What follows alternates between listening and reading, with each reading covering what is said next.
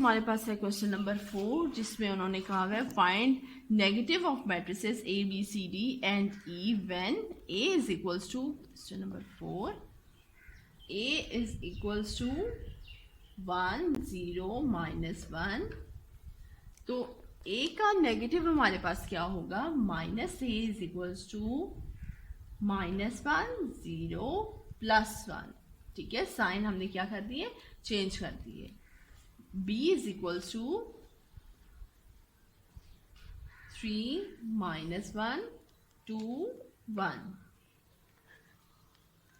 ठीक है, इसका नेगेटिव क्या होगा, -b is equals to -3 minus into -1 -2 -1।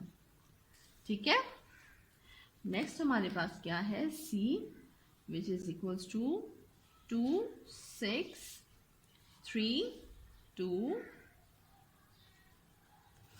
तो इसका नेगेटिव -3 -6 -2। ठीक है, नेक्स्ट है हमारे पास d इज इक्वल्स टू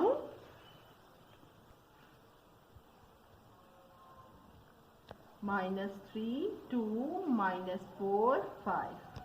ठीक है, तो इसका नेगेटिव क्या होगा हमारे पास, -d is equals to minus into -3 -2 into -4 minus plus दोनों प्लस हो जाएंगे तो -5। ठीक है, डी तक हो गए। नेक्स्ट है हमारे पास ई इज इक्वल्स टू 1 2 -5 3।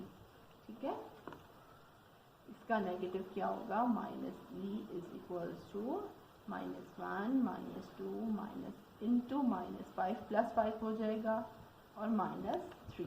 ठीक है, नेक्स्ट है हमारे पास question number 5। Find the transpose of each of the following matrices. Transpose में मैंने आपको डेफिनेशन में भी बताया था, बहुत अच्छे से समझाया था कि ट्रांसपोज क्या होता है। इसमें आप रोज को कॉलम्स बना देते हैं और कॉलम्स को रोज बना देते हैं। तो A इज इक्वल्स टू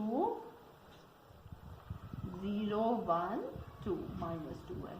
ठीक है, ये एक कॉलम है तो आपने ए का ऊपर स्मॉल t बना देना है। पावर जहाँ पे लिखते हैं ना वहाँ पे स्मॉल t लिख देना है। ए t इज इक्वल्स टू, ये एक कॉलम है, इसको आपने क्या बना देनी है, रो बना देनी है। ठीक है, ये ए का ट्रांसपोज आ गया। b is equals to 5 1 -6।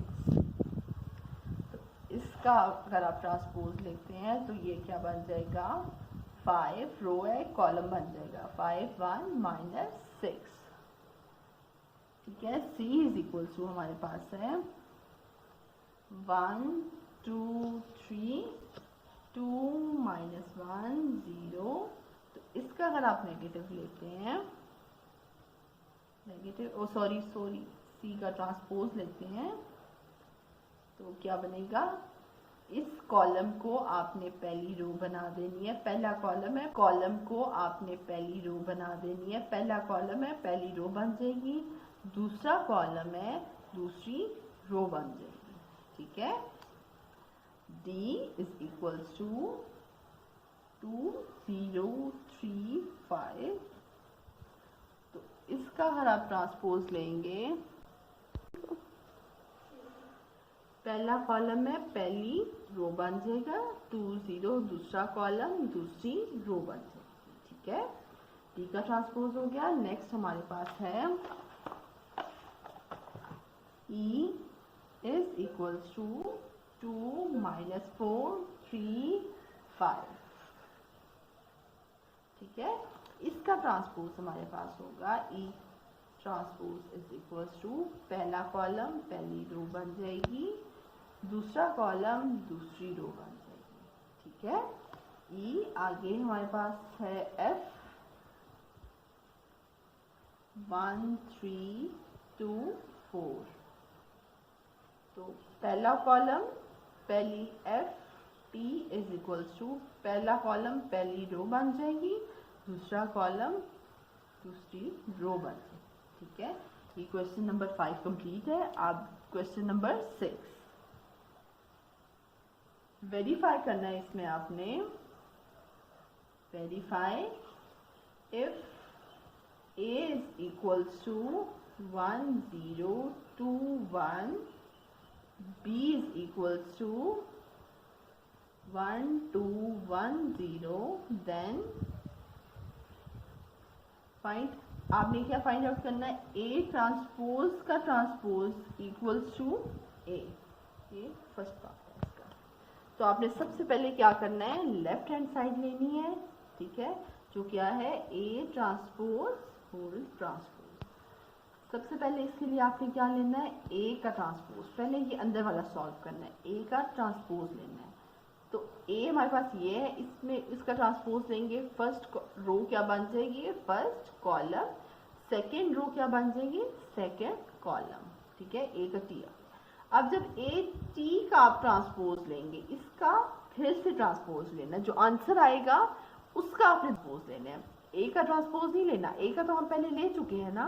तो जो आंसर आया है, देखिए A के T का दोबारा ट्रांसपोज ले रहे हैं आप, ठीक है, इसका दोबारा ट्रांसपोज आप लेंगे, पहला कॉलम पहली रो बन जाएगी, दूसरा कॉलम दूसरी रो बन जाएगी। तो देखिए अब A T का ट्रांसपोज लिया तो 1 0 2 1 आंसर आ गया। ओरिजिनल हमारे पास A क्या था, 1 0 2 1 सेम था। तो हमारे पास जो राइट हैंड साइड थी वो क्या थी, A में की क्या वैल्यू है, 1 2 0 1।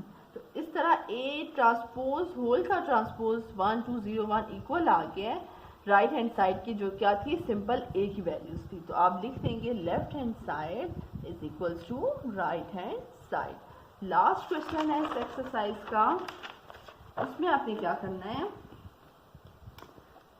पार्ट 2 है इस क्वेश्चन का, B ट्रांसपोज होल का transpose is equal to B, ठीक है। इसमें आपने क्या करना है, पहले B का ट्रांसपोज लेना है। B की वैल्यू हमारे पास क्या थी, 1 1 2 0, ठीक है। अभी सिंपल B की लिख लें। फिर जब B का ट्रांसपोज आप लेंगे तो पहली रो पहला कॉलम, दूसरी रो दूसरा कॉलम बन जाएगा, ठीक है। अब इस B के ट्रांसपोज का ट्रांसपोज लेना है आपने, ठीक है। तो आप क्या करेंगे, पहली रो पहला कॉलम, दूसरी रो दूसरा कॉलम बन जाएगा। तो ये लेफ्ट हैंड साइड थी। अब राइट हैंड साइड क्या है हमारे पास, इसको लिख लें लेफ्ट हैंड साइड, ठीक है। राइट हैंड साइड पे क्या है, B, तो B इज इक्वल्स टू 1 1 2 0। इस तरह जब हमने ट्रांसपोज लिया, B का ट्रांसपोज लिया, दोबारा उसका ट्रांसपोज लिया, जो आंसर है वो ओरिजिनल जो B मैट्रिक्स था उसके इक्वल आ गया। तो आप लिख देंगे left hand side is equals to right hand side. Question समझ आ गए, कोई क्यूरी हुई, कोई चीज़ आपको क्लियर नहीं हुई तो आप ज़रूर कमेंट सेक्शन में बताइएगा, मैं आपको क्लियर कर दूंगी। And don't forget to subscribe the channel, press the bell icon to stay updated. Stay tuned. Thank you. Stay blessed.